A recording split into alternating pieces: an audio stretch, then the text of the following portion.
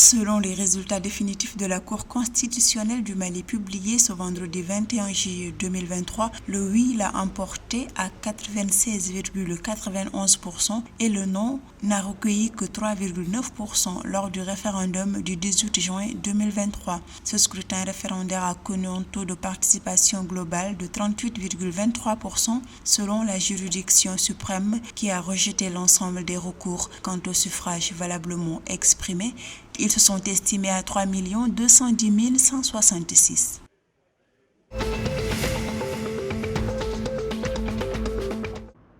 En Côte d'Ivoire, le gouvernement a inauguré ce vendredi 21 juillet 2023 une usine multimoderne de transformation de cacao. Installée dans la ville balnéaire de San Pedro, cette unité de transformation est dotée d'une capacité de broyage de 60 000 tonnes de fèves de cacao par an à l'issue de la première phase de son implantation et devrait passer à terme à 240 000 tonnes par an pour un investissement global de 46 milliards de francs CFA.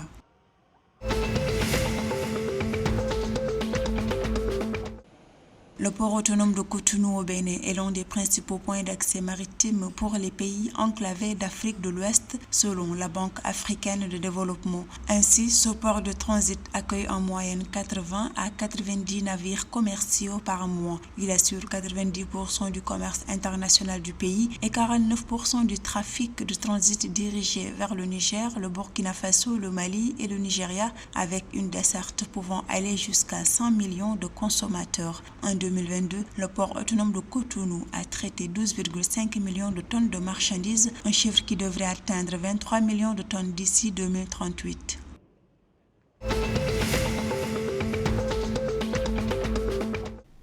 60 milliards de francs CFA, c'est le montant d'un nouveau financement accordé jeudi 20 juillet 2023 à l'État togolais par la Banque mondiale. Cet accord de financement devrait garantir des transferts monétaires à 100% en faveur des populations extrêmement pauvres et sortir 1,24 million de personnes de la pauvreté et de l'extrême vulnérabilité d'ici 2029. Ce financement entre dans le cadre du programme national de protection sociale non contributive adopté par le gouvernement togolais en juin 2023 pour une période de 5 ans.